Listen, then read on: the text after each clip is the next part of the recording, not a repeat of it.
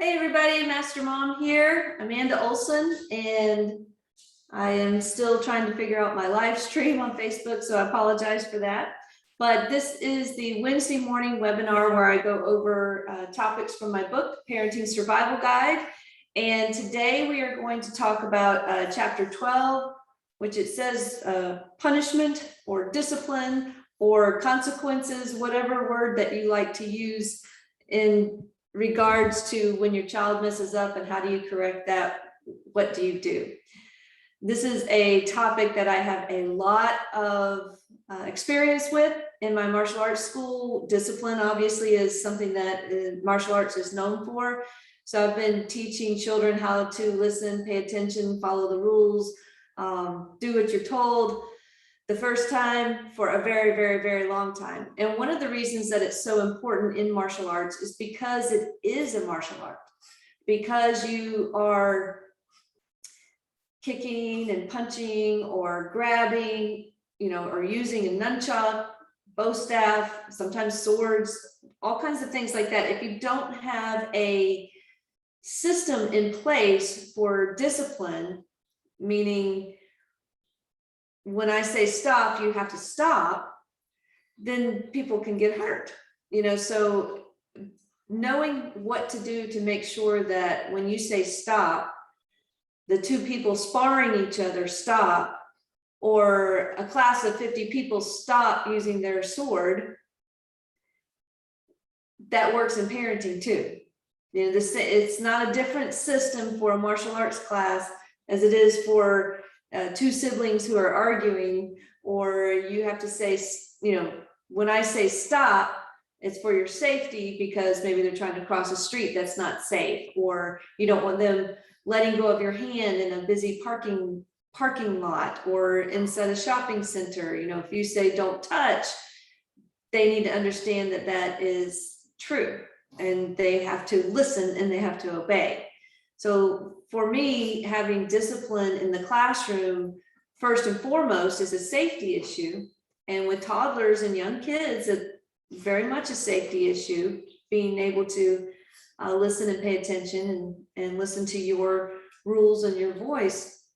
And then once they learn that, it doesn't really take that much punishment or disciplining from me, the higher up belts that they get, or the older that they get. A lot of the kids start when they're younger, but I have teenagers that start and they have to learn that too. One of the things that teenagers learn when they start a martial arts class is not talking back, not goofing off.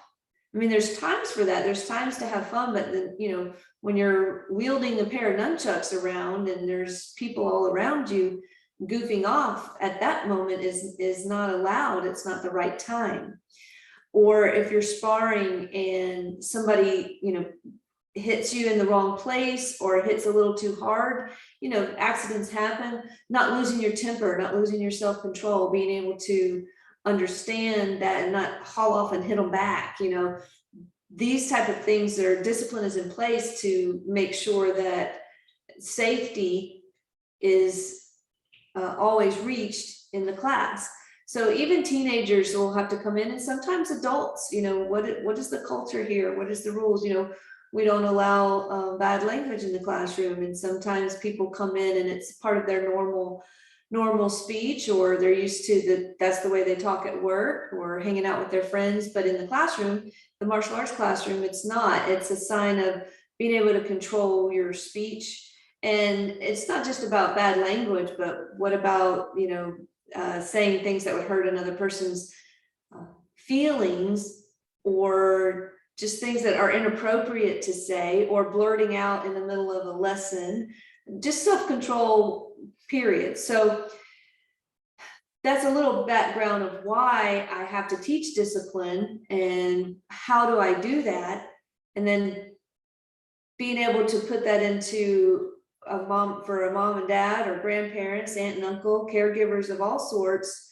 How do we learn from that? If you can keep 50 kids disciplined with nunchucks and nobody's breaking the rules, why can't we as parents do it with 1, 2, 3, 4, 5 kids in your home. So I obviously haven't learned how to do it with dogs. Many Pearls here for, yeah, so she likes this time, I think, because I'm sitting in this chair and she's got my lap.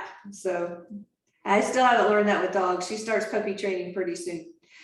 But for kids, I know, teens, I know.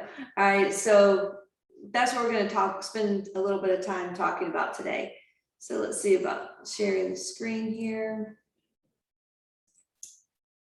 This is just a slide from the chapter on the book. Sorry.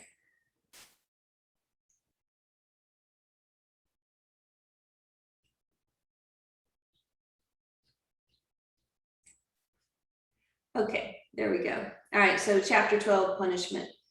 So when we say punishment, punishment is part of the disciplinary process. So there has to be a consequence.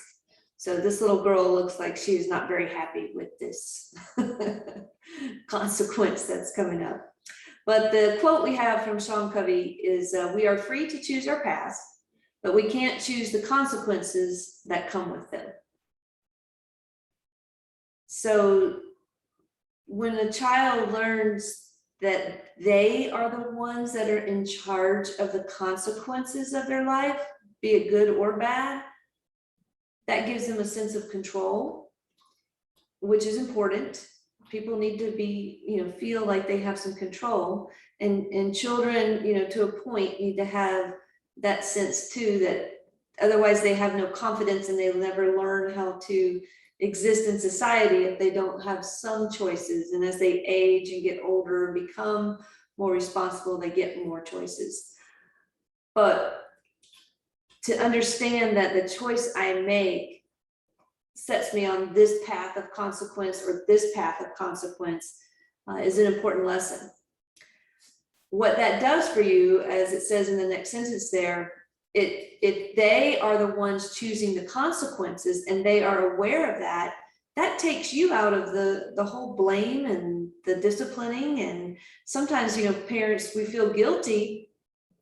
We feel as if, I hate punishing my kid, I feel like the bad guy, or it seems I'm always, yelling at them, or, I just want to be the nice guy. And I understand all of that. And part of the way that you take that out of the equation is to help your child understand that there are consequences for bad behavior. And when they have bad behavior, they choose to not follow the rule or to not listen to you or not do what they're told, then they have chosen the consequence,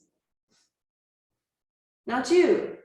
Your choice is always to have fun, always to have, the ice cream, the free time, the play the game, the smiles, the laughter. Yes, you get to do that. Yes, you get to do this. That's your choice as a parent, and it's mine as an instructor that, the class always gets to play the game at the end, or you always get the reward of the stripe or the new belt, because you made the right choices and you put in the work. So as a parent, it's the same thing. I want to have a happy and harmonious home. I want to let my kids have a good time. That's what we want as parents, just like I want as a martial arts instructor. But sometimes there has to be that lesson, that discipline, that even punishment or negative consequences for behavior that doesn't help you reach those goals. And if the goal is to have a happy and harmonious home, then sometimes we have to step aside, take the time to do the hard work, the disciplining, so that that can happen in the future. And I know sometimes parents, we might be right in the middle of it. We might be right in the middle of the 8-year-old or the 12-year-old, the 3-year-old. But if we don't take the time to teach that discipline and teach children that there are consequences for their action, both good and bad, as they get older, it's going to become more and more difficult because the consequences get worse. The consequences for not following the rules they're driving, they have opportunity for substance abuse or promiscuity, not making the right decisions at work could cost them a job. The long-term consequences of not disciplining your children and helping them understand the consequences of their action can be extremely detrimental for them in the future. So taking the time to quote unquote be the bad guy, if you will, in their younger years will pay huge dividends in their life and your life in the future. So one of the ways that I try to help parents understand when they're disciplining, they are not being the bad guy. You are not the mean parent. None of that. If anything, it's quite the opposite. You love them enough to make sure that they understand boundaries and they understand how to get along in society. The first place they learn that is, how do I get along with my family and with the family team? And remember, parents, you are the boss of that team. You are the coach. So they have to learn how to respect authority, and you are the authority. So you not being the bad guy is the first mental block I think sometimes that we as parents need to overcome. The children have to know the rules, so you do have to explain those to them. And sometimes those rules are behaviors. We're not allowed to, like this little girl, stomp our foot and put on the pouty face and say no to you as the parent. That is breaking the rules. That's a behavior that's not allowed. And they also need to know what are the consequences for that. So if they act out like this, what happens? Hopefully they do not get their way, all right? It needs to be some sort of timeout, loss of privilege, chore, and we've talked about those many times. What should the consequences be? And when they start to realize, if I do this, this is what happens, they start to realize that they have a choice. I can go to the lesson or go to the practice willingly and everybody's happy in the home, or I can throw a fit and be angry and cause everyone to be upset, and now I still have to go to the practice, and then when I get home I'm in timeout. As opposed to, I may not want to go right now, but I know that's what I'm supposed to do, and if I go, I will not have to be in timeout when I get home. My parents will be happy with me. Life will be better if I do what I'm supposed to do at home. So they need to learn that there are those paths. I can take the easy way, which is do what I'm told, or I can take the hard way, still have to do what I'm told, and then there's going to be negative consequences. And see, that is a choice that is, you're not making that choice as the parent. The child is making that choice. So oftentimes in my class, if a child has to be put in timeout, or we use push-ups or some sort of wall squats or something like that as a discipline for bad behavior, I will tell the child, I really wanted you to be able to play the game today, but because of your behavior, you've chosen timeout. I wish you hadn't chosen timeout. Or you're not following the rules with our nunchucks. When I say stop, you're supposed to stop, and you're not. So I'm going to take the nunchucks and you have to do 10 push-ups. I'm sorry that you chose not to do nunchucks today, and I'm sorry that you chose to have to do push-ups instead. So as the instructor, as the disciplinarian, as the authority, I'm not the bad guy. I'm letting them do nunchucks. I'm letting them come to class and train and practice and play the game at the end. They're the ones that have chosen the punishment. They're the ones that have chosen not to follow the rules. and therefore they have chosen to be in timeout or do push-ups or whatever the consequence is. So that takes a whole lot of pressure off us as parents when we realize that the children are the ones making these choices. So how do we set that up? Well, we have to identify, first of all, what is the behavior or what is the rule that keeps getting broken, or the behavior that is causing conflict or definitely causing chaos in your home, or getting you upset, or always making you late because of this, that, or the other. Identify what that is. And then go after correcting that behavior. You know, it's not, my child never listens. My child is bad. They never do what they are told. It's really not, often it's not that broad. You can bring it down to, okay, they always delay getting ready for school, and that makes us late, and that makes us unhappy. All right, so let's look at that behavior and say, what can we put in place that will correct that behavior? So you can say, Johnny, this is what's happening every morning. We have to change it. Here's what I want to happen. If this doesn't happen, here's the consequence. Here's the negative consequence. If it does happen, here's the positive consequence. And that formula can be used for every behavior that you're trying to correct or guide your child into, you know, good behavior. Here's what's happening. Here's what I want to happen. If this happens, here's the negative consequence. If this happens, here's the positive consequence. It doesn't always have to be a reward. You may start with that, especially with younger kids, you know, a sticker chart, something like that. You had a good day. If you get 5 good days in a row, you get this. But with your older child, it could just be, I'm not upset with you. We're gonna have a nice, you know, a nice morning, less chaos, less yelling, less stress. That can definitely be a reward. You know, so you kind of have to look at, what is the behavior? Is this a huge behavior change? Are we really going to have to reward this to create a new positive habit? Is this just a minor thing that's causing us, you know, you keep forgetting to take out the trash on Tuesday night, and then we have all of this trash for a week?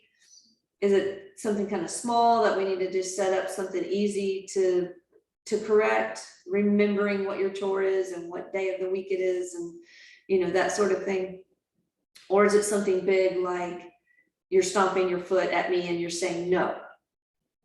That would be a big bad behavior that we definitely need to change quickly.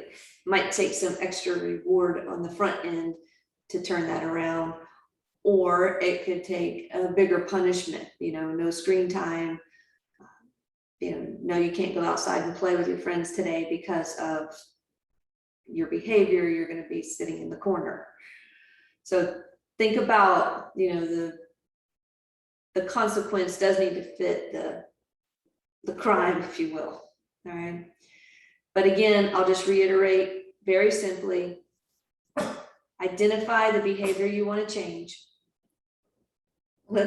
It's just a picture pearl. All right. She's not really a mean kid. Identify the behavior that you want to change. What is the consequence for good behavior? What is the consequence for bad behavior?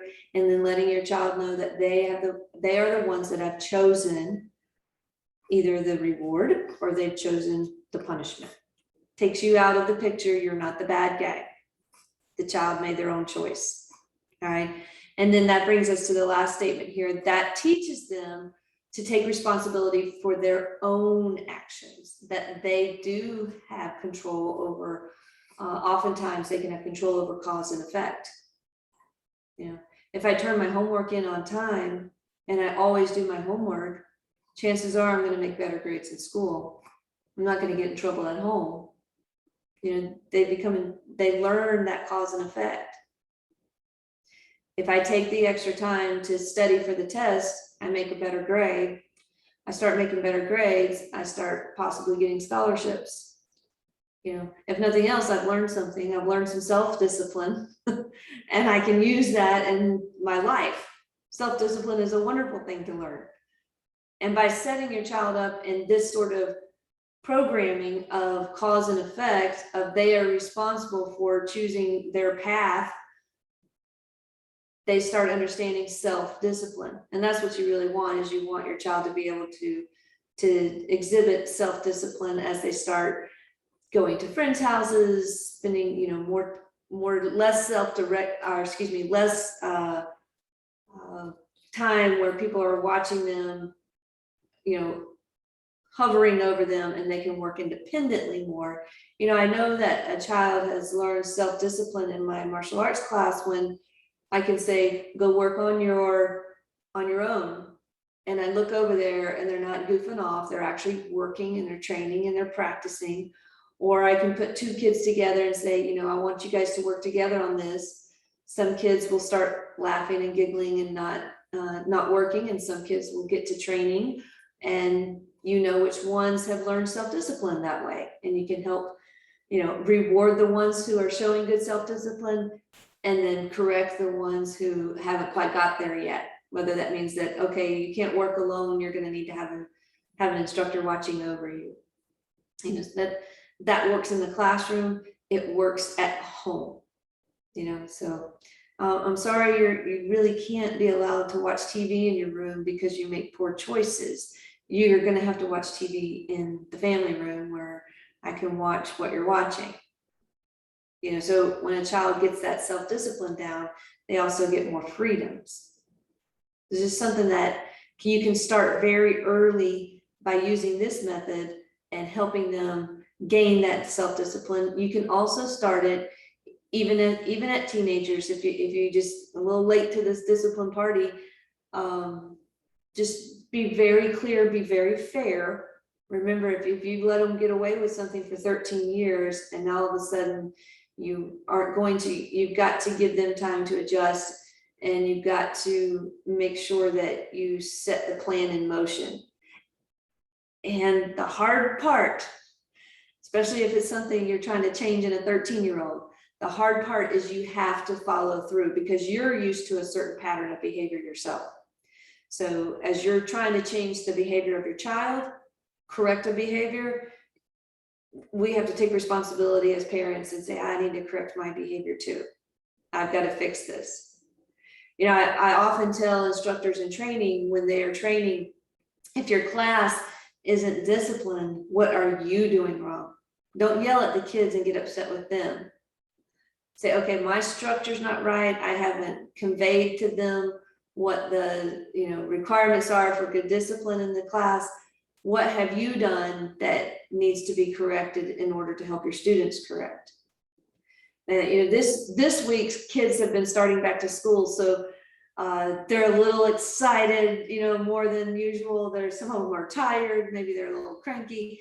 There's a lot of things that you've got to understand that's happening from the beginning in a week like this, where all the kids all at once are going through a major schedule change, adjustment, meeting new people, teachers, lessons, school, homework, all that. Yeah, they're going to come in a little different to your class.